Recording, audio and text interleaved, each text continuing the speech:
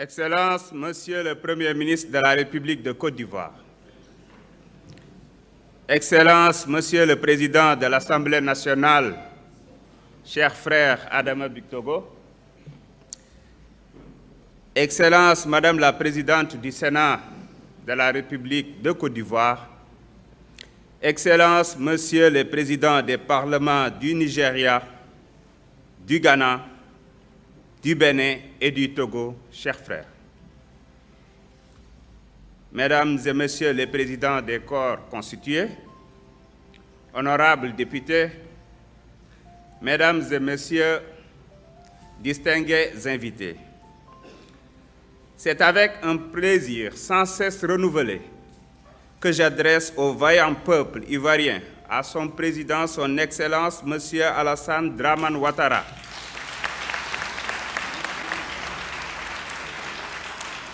ainsi qu'à l'ensemble de son gouvernement, les fraternelles et chaleureuses salutations du peuple sénégalais, avec à sa tête le président, son Excellence, Bassirou Diomaye Diakhar Faye. Aussi, voudrais-je remercier chaleureusement mon cher frère et aîné Adama Bictogo, qui a eu l'amabilité de me convier en qualité d'invité d'honneur à l'ouverture de cette première session ordinaire. En effet, je viens vous apporter le salut fraternel d'un peuple, d'un État, d'une nation, le Sénégal. Monsieur le Président, je ne saurais ouvrir cette allocution sans vous dire toute ma gratitude et ma reconnaissance pour l'accueil exceptionnel qui m'a été réservé, ainsi qu'à ma délégation. Vous savez, quand la Teranga sénégalaise rencontre l'Aquaba de la Côte d'Ivoire, c'est comme quand le Tchéboudienne rencontre la Tchéké. C'est la joie, comme on dit ici en Côte d'Ivoire. Mais je reste convaincu, en toute humilité, que le Tchéboudienne est quand même plus succulent que la Tchéké.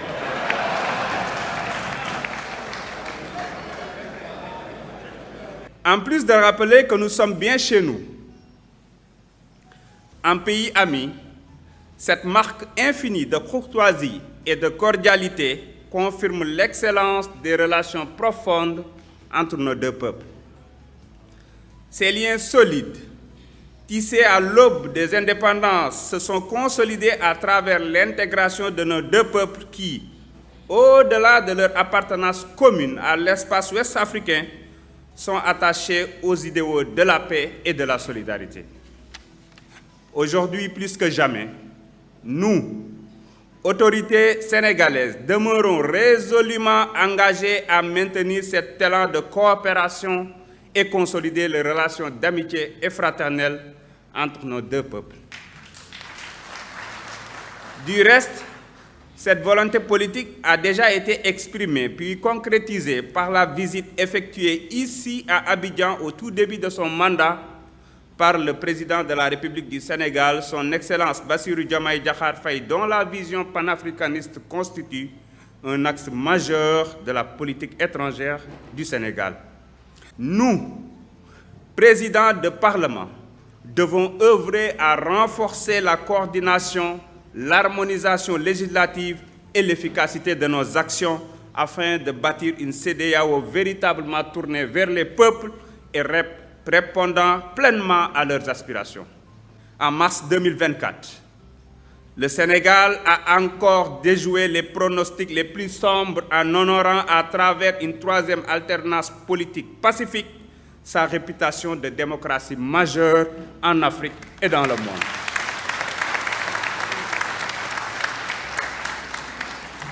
Dans la même veine, en accordant sa confiance au président Bassirou Diomaye Diakhar Faye, dès le premier tour de l'élection présidentielle du 24 mars 2024, le peuple sénégalais a, dans sa majorité, exprimé sa volonté de voir émerger un Sénégal nouveau et souverain, plus juste, plus prospère et plus fort dans une Afrique en marche.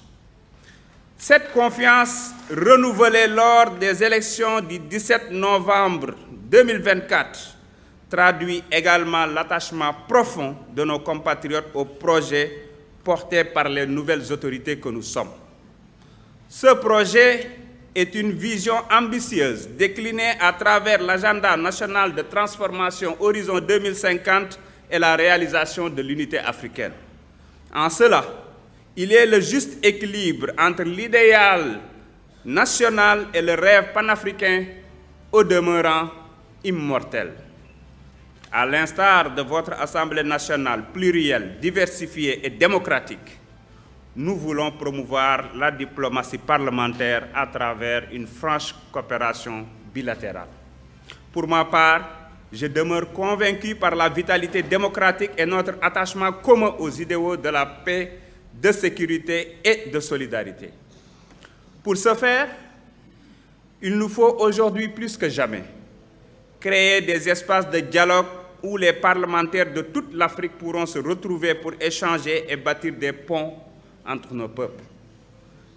Telle est la forte conviction du Parlement que j'ai l'honneur de présider. Telle doit être sa vocation.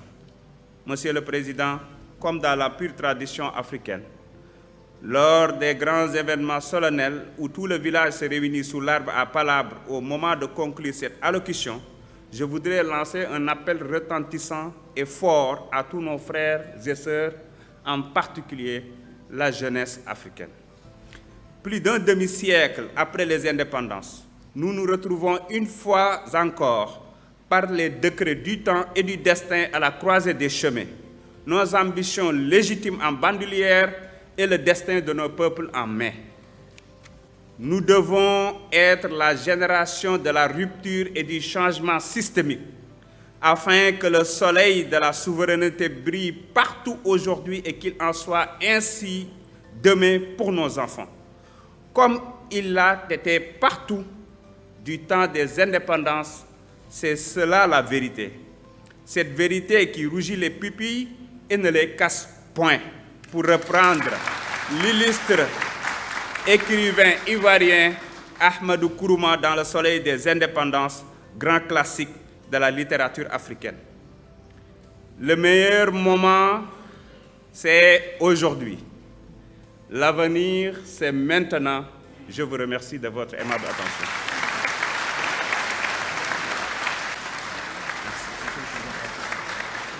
Merci.